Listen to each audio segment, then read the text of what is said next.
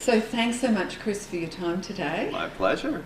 I've been a big fan for years, as I've told you, and read your blog. It's fabulous. Thank you. And I wondered if you would have any thoughts about the issue of women entrepreneurs and the difficulties that they may face in getting funded. Because of course this is one of my hobby horses that I've been beating that gong for a little while. Absolutely. Yeah.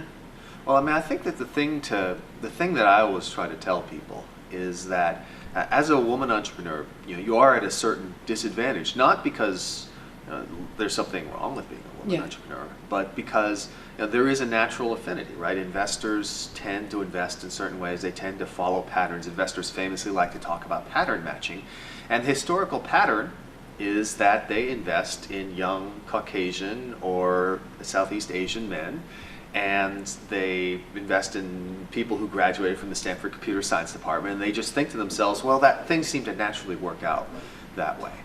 But if you sort of dig deeper underneath it, I mean, there's the pattern matching side of it, but there's another side of investing that women entrepreneurs can take advantage of, which is to say, well, investors try to pattern match, but even more so, investors prefer investing in people they know. Right? If they're given a choice between, oh, these guys match a pattern, and oh, I really know and like this person, Yes. they're going to invest in the person they know and like every time. Okay. So the advice I give to women entrepreneurs is make yourself known to the investor community and other people in the community before you need to ask them for money. Now, this is the same advice Great I give advice. to male entrepreneurs as well. I think it applies in all cases. Yeah.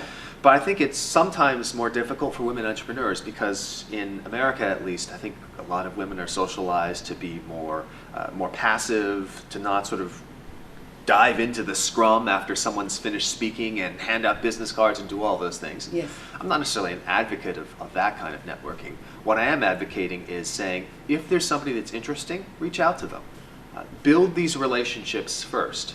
And if you're a woman, it may feel unnatural at times, it may feel like you're being self-promoting, but what you need to keep in mind with investors is they're looking for interesting and talented people. You're doing them a favor by reaching out to them.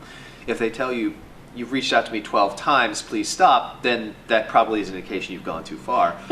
But in most cases, that's not going to happen. Yeah, yeah.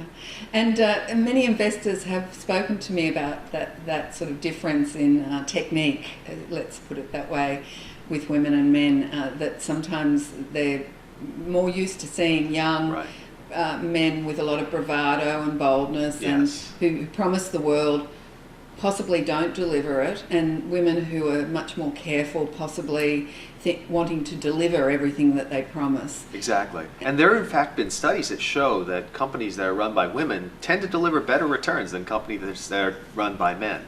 I have some personal experience with this in the sense that when I'm out raising money from investors, one of my investor friends once asked me, Chris, do you ever worry about the fact that you're not out there saying, we're going to do this, we're going to do that, and making all these bold claims? Instead, you're coming in and saying, well, here's why I think this is promising, and here's why I think this could go somewhere. And I said, well, A, you're right in some sense. If everyone expects you to lie and push bravado all the time, you're at a short-term disadvantage. But I think you're at a long-term advantage because people understand that you're not blowing smoke when you say, we believe we can do this. And I think the history speaks for itself. I mean, over my career, I've been a party to raising tens of millions of dollars.